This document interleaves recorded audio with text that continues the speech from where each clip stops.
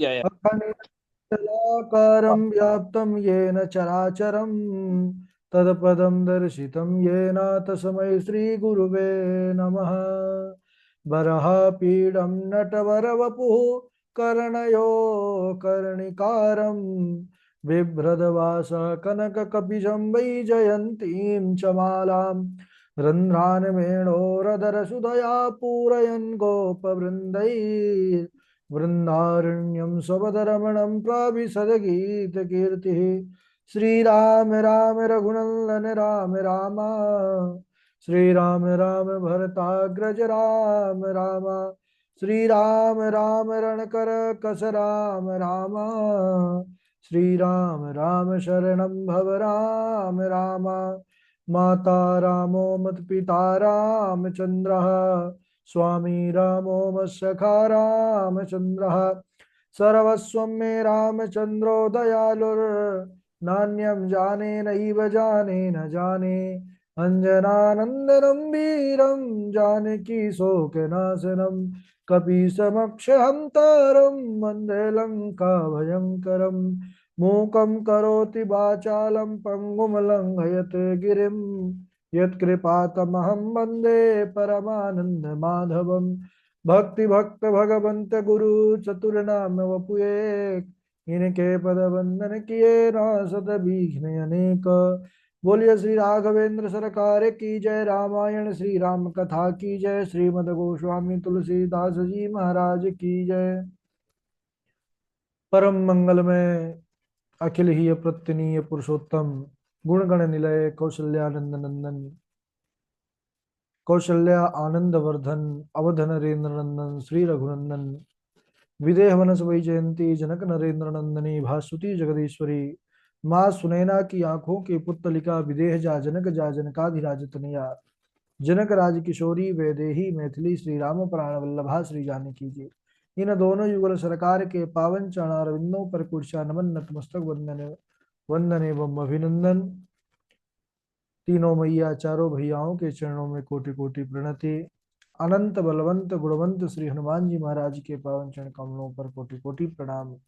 समस्त भूतादिक सिय राम मैं सब जग जानी, करहूँ प्रणाम जोरि जुग पानी।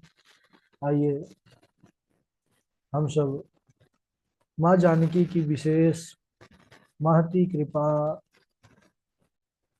उनकी विशेष अनुकंपा के फलस्वरूप ही यह राम चरित्र कथा की तैयारी का शुभ अवसर प्राप्त कर रहे हैं। राम कथा मंदाकिनी पर अवगाहन करने का जो लाभ है यह केवल और केवल राघव जी की विशेष कृपा के बाद ही प्राप्त होता है। बड़ा सुंदर चरित्र पर हम सब बने हुए हैं। नित्य प्रति अयोध्या में मंगल बधावा ये सब उत्सव हो रहा है। कब से हो रहा है तो कहने लगे, कब से तो बोले कि जब से राम ब्याह घर आए नित्य नए मंगल हो रहे हैं महाराज। बड़ा ही आनंद हो रहा है। सब विधि सब पुर लोग सुखारी, रामचंद्र मुख चंद निहारी। सभी लोग बड़े प्रसन्न हैं, सुंदर राम जी के छवि का दर्शन करते रहते हैं। और अब जो बहुत पहले पुण्य रूपी मेघ छाए थे, अब वह मेघ बरसने लग गए। पुण्य रूपी मेघ बरस रहे हैं। छाए कब थे तो जा दिन ते हरि गर्भ ही आए। जब से प्रभु गर्भ में आए तब से वह बादल छाए अयोध्या में, और आज वह बरस रहे हैं।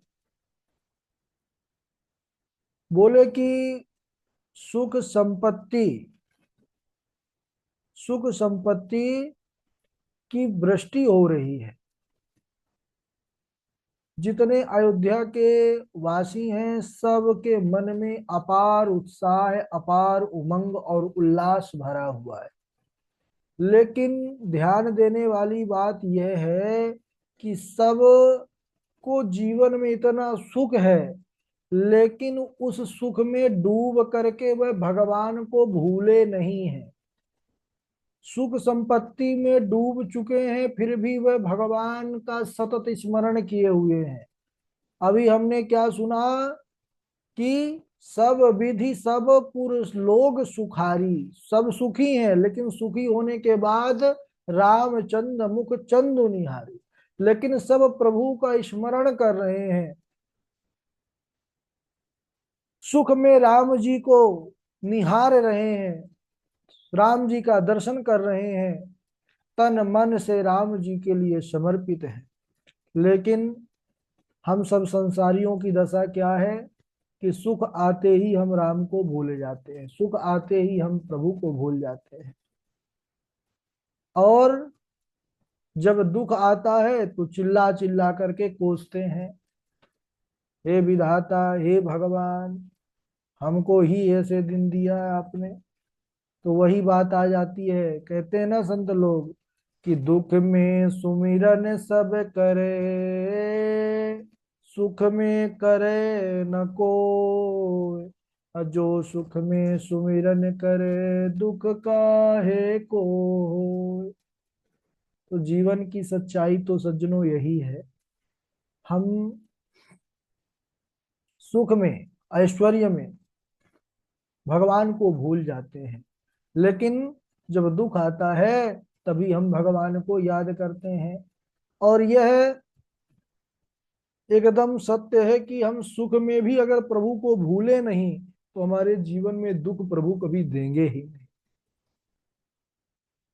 यह संसार केवल सुख का साथी है। संसार, जिस सुख में आने से हम भगवान को भूल करके केवल संसार के हो जाते हैं, है ना, तो यह संसार का जो है स्वरूप है, यह केवल सुख का ही है। सुख जब तक आपके पास सब है तब तक संसार है, बाकी दुख में केवल और केवल हारे को हरि नाम, और दूसरा कोई नहीं है। दुखी, दुख की घड़ी में केवल राघव जी होते हैं, विपत्ति पड़ती है तब केवल परमात्मा होता है। स्वार्थ रत संसार की यही पुरानी रीत, सुख में सब अपने बने दुख में त्यागे मीत। आराम के साथी क्या क्या थे जब वक्त पड़ा तब कोई नहीं, सब दोस्त हैं अपने मतलब के दुनिया में किसी का कोई नहीं। केवल भगवान ही सहारा है। इसीलिए बड़ा सुंदर एक भजन भी है ना कि सुख के सब साथी दुख में न को, मेरे राम तेरा नाम एक साचा, दूजा न कोई। जीवन आनी जानी छाया, झूठी काया झूठी माया, फिर काहे को सारी उमरिया, पाप की गठरी ढो। सुख में सब साथी दुख में न कोई, मेरे राम तेरा नाम एक साचा, दूजा न कोई। केवल और केवल प्रभु का नाम ही एक सत्य है, साथ देने वाला है। राघव जी के अलावा संसारी साथ नहीं दे सकता। और हम सब की इतनी बड़ी अज्ञानता कि सुख में सुख निधान को, उन राम को भूल जाते हैं और दुख में उनको याद करते हैं। और एक बात और अनुभव की है, ये विचार कीजिए कि जब हमारे साथ कोई बड़ी अनहोनी कोई घटना घट जाती है, अपार विपत्ति या कुछ ऐसा हमारे साथ हो जाता है, तो अनायास ही हमारे मुख से बस वही निकलता है, क्या, हे राम, हे प्रभु। क्यों? क्योंकि वह परमात्मा ही है जो सदैव हमारे साथ हैं। इसीलिए परमात्मा का ही सुख में और दुख में निरंतर उनका जो है तो सुमिरन होना चाहिए। सुख में भी सुमिरन करेंगे तो जीवन में दुख का आगमन ही नहीं होगा। तो अयोध्या वासियों से सीख लेना है। अयोध्यावासी सभी सुखी है, सब लोग सुखारी, लेकिन सुखी होने के बाद भी सब प्रभु राम जी का ही दर्शन कर रहे हैं, उनका स्मरण कर रहे हैं। रामचंद्र मुख चंदु निहारी, तो हम सब भी प्रभु का निरंतर स्मरण रहे हमको हृदय पर, चाहे हम कितना भी महाराज दौलत शोहरत प्राप्त कर ले, लेकिन प्रभु को भूले नहीं।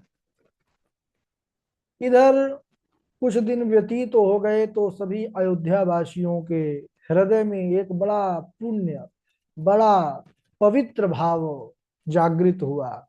अयोध्या वासियों के साथ साथ महारानी और मंत्री सभी क्या चाहते हैं कि महाराज दशरथ अब हमारे राघव जी को, श्री राम जी को युवराज पद प्रदान करे।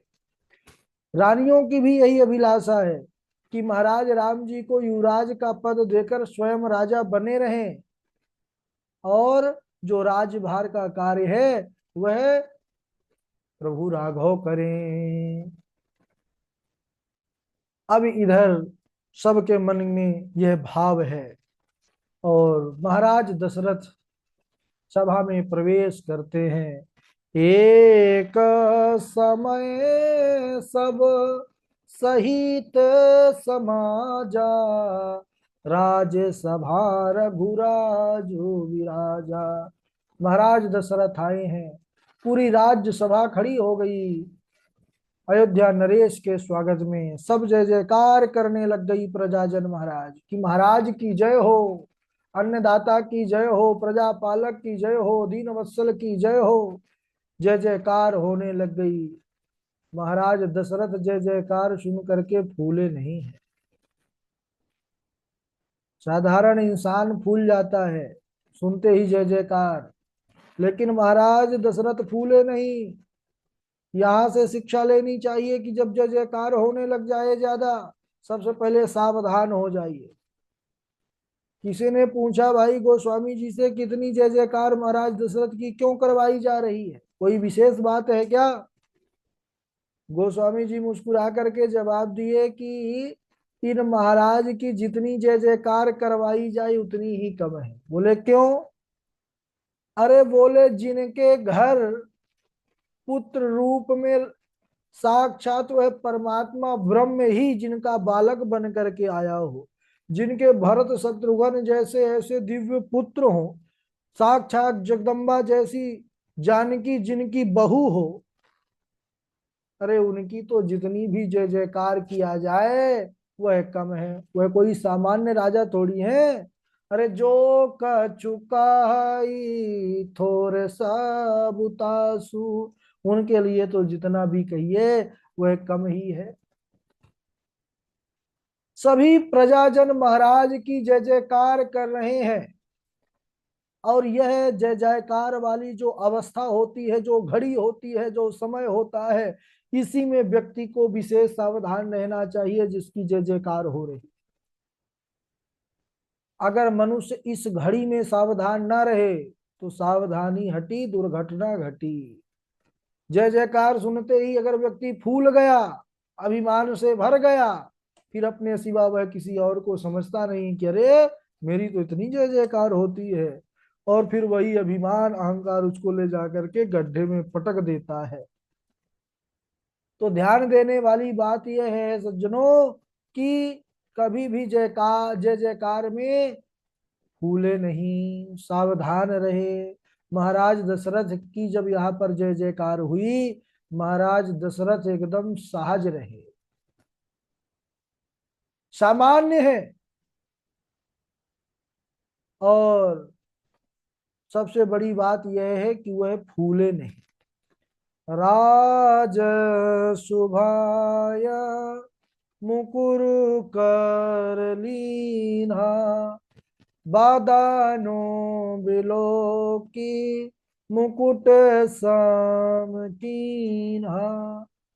महाराज दशरथ बैठे हैं सिंहासन पर, और अपने स्वभाववश उनका स्वभाव था दर्पण हाथ में लेकर के देखा करते। स्वभाव मनुष्य के अंदर, प्रत्येक मनुष्य के अंदर तीन चीजें होती हैं, गुण दोष स्वभाव। तो गुण दोष तो बदलते रहते हैं लेकिन स्वभाव नहीं बदलता। गुण कभी आते हैं अच्छे गुण, कभी दोष आ जाते हैं, कभी दोष निकल जाते हैं, गुण आ जाते हैं। लेकिन यह जो तीसरा है, यह स्वभाव, ये जिसका जैसा हो गया फिर उसी प्रकार रहता है। इसीलिए स्वभाव अपना श्रेष्ठ रखिए। क्योंकि व्यक्ति जो अच्छा व्यक्ति होता है वह कैसा होना चाहिए? साधु ऐसा चाहिए जैसा सूप स्वभाव, सारी सारी को गही रहे और थोथा दे ही उड़ाए। तो जो अच्छे व्यक्ति होते हैं वह सूप के समान होते हैं। वो जो त्याज्य पदार्थ होता है, कचरा होता है, वह निकाल देता है और अच्छे जो पदार्थ है उसको रख लेता है। माताएं जानती हैं सूप क्या होता है। तो उसी प्रकार एक व्यक्ति, सज्जन व्यक्ति का चरित्र होना चाहिए, जीवन में अच्छाइयों को धारण करे, बुराइयों को निकाल फेंके। स्वभाव जिसका जैसा बन गया उसी प्रकार रहता है। भागवत कथा आप सब सुने पढ़े, कहते हैं भागवत कथा में जब एक चरित्र आता है, भगवान ने कालिया नाग के मान का मर्दन किया। कालिया नाग जब भगवान ने दंडित किया, वह न्यायो ही दंड कृत किल विशेष में तवावतार खल निग्रहाय, जब उधर स्तुति होने लग गई, तब बाद में होश आने पर कालिया नाग ने बस यही कहा कि प्रभो स्वभावो दुस्त्यजो नाथ लोकानाम यद सदग्रह। लोक में सब कुछ त्याज्य करना सरल है लेकिन स्वभाव का त्याग करना बड़ा कठिन है। तो स्वभाव कैसा होना चाहिए? बढ़िया होना चाहिए। महाराज दशरथ का एक स्वभाव था, वो शीशा देखा करते थे। सभा लगी है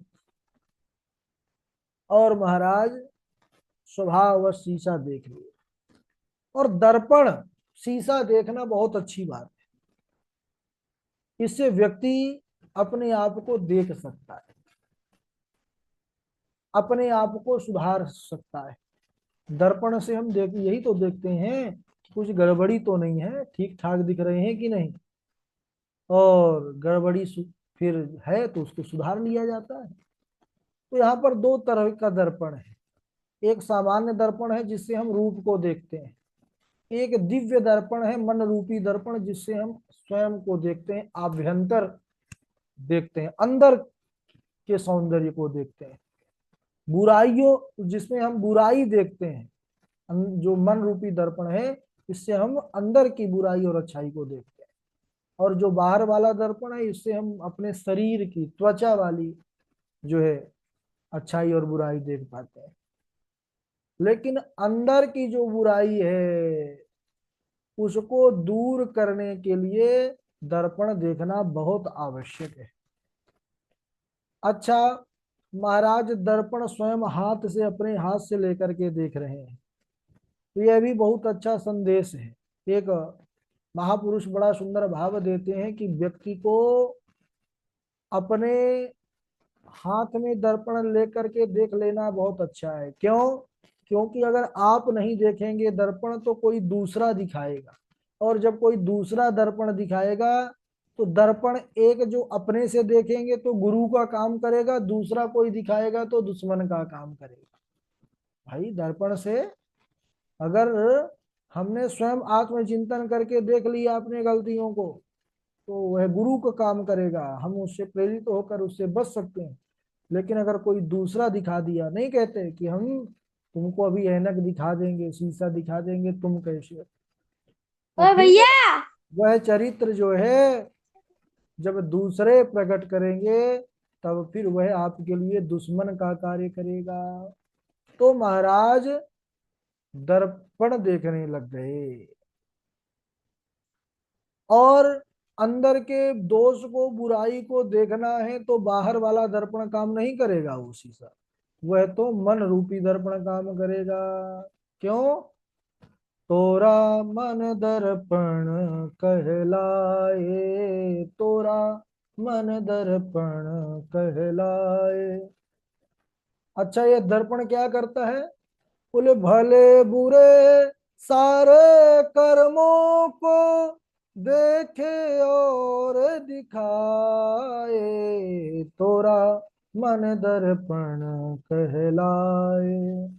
मन ही देवता, मन ही ईश्वर, मन सबका आधार। मन ही देवता, मन ही ईश्वर, मन सबका आधार। मन उजियारा जब जब फैले, जग उजियारा होए। इस उजले दर्पण पर प्राणी धूल न जमने पाए, तोरा मन दर्पण कहलाए। तो यह है हमारा मन ही, यह दर्पण है। इससे भले बुरे कर्मों को हम देख सकते हैं और उसको हम बुराइयों को निकाल सकते हैं। महाराज दशरथ भी दर्पण देख रहे हैं। इस दर्पण का तात्पर्य है आत्मचिंतन, आत्मनिरीक्षण, आत्मदर्शन। और महाराज दशरथ ने उस दर्पण को देख करके क्या आत्मनिरीक्षण किया, सुनिए उन्होंने क्या देखा। श्रावण समीप भय शीत के सा, मनहु जरठ पन हस उपदेशा। नृप जुबराज राम कहूँ देहूँ, जीवन जन्म लाहू कीन लेहूँ। महाराज दशरथ ने क्या देखा दर्पण में कि कानों के पास के जो बाल हैं वह श्वेत हो गए, वह धवल हो गए, मानो बुढ़ापा उपदेश कर रहा है।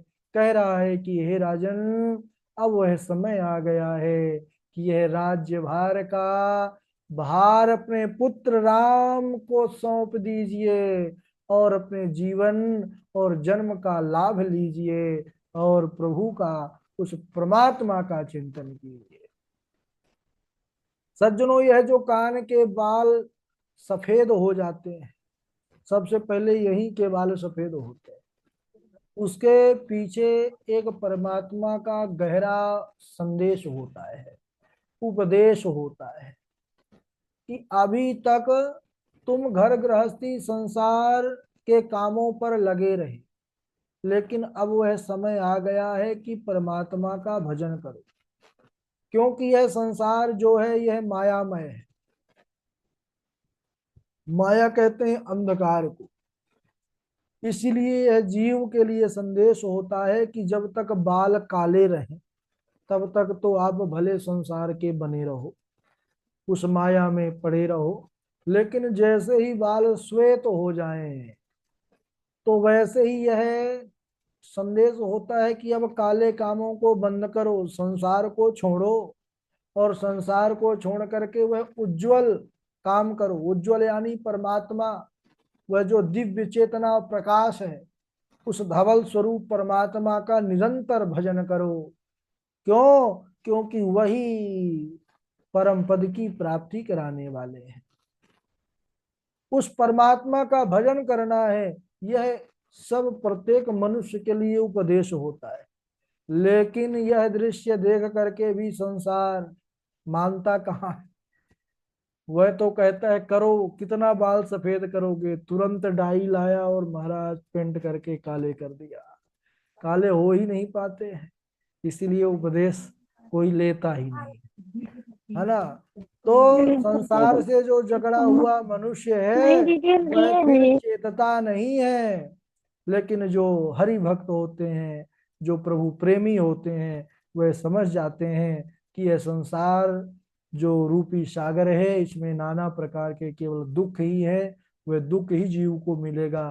संसार सागर से पार होना है, उस परमात्मा की प्राप्ति करना है, तो वह परमात्मा का भजन करना होगा।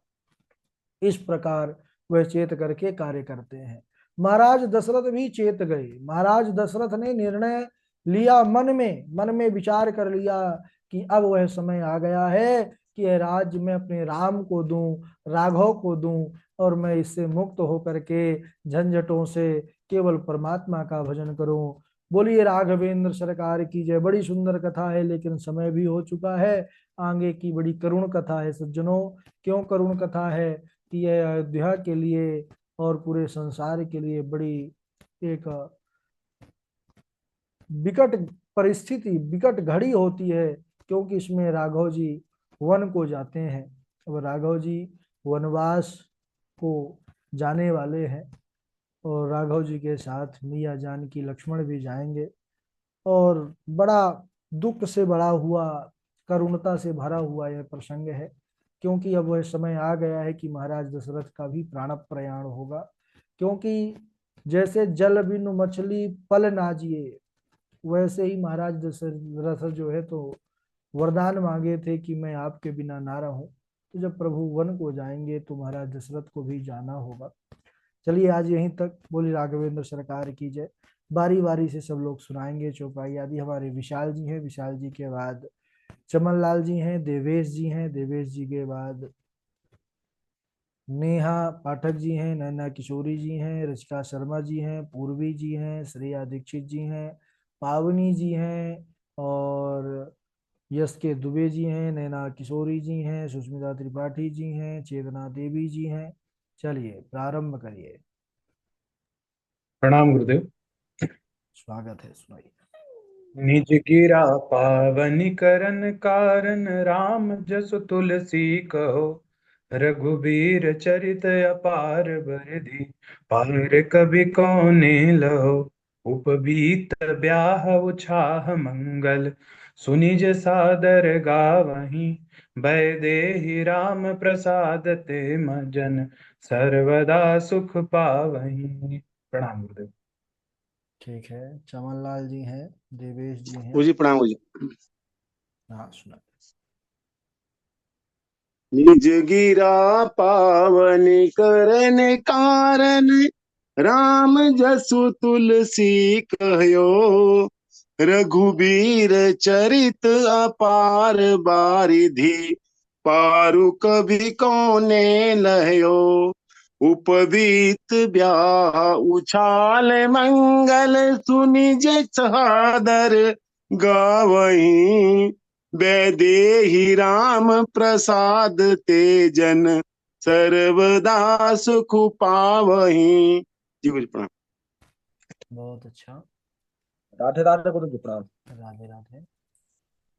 निज गिरा पावन करण कारण राम जस तुलसी कहो। रघुबीर चरित अपार बारिद पारु कवि कौने लहो। उपबीत ब्याह उछाह मंगल तु निज सादर गावहीं। वैदेहि राम प्रसाद तेजन सर्वदा सुख पावहीं। राधे राधे गुरु जी प्रणाम। बहुत अच्छा देवेश जी। और आगे सुनाए।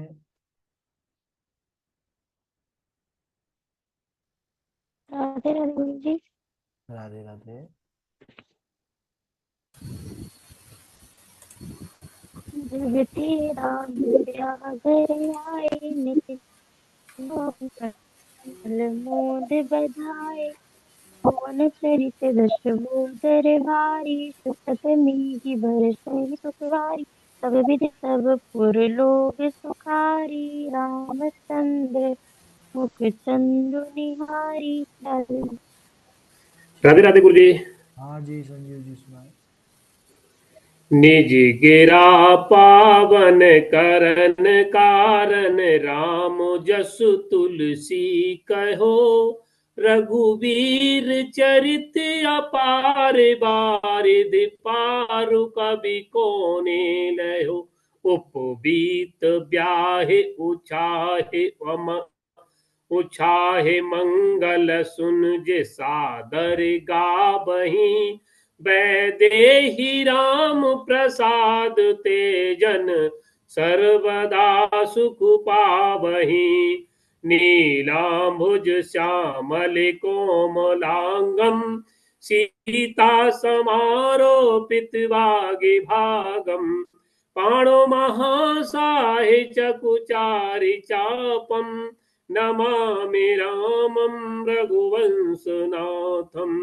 नमामि रामं रघुवंशनाथं। राधे राधे गुरु जी। राधे राधे। और आगे सुनाए रसिका जी।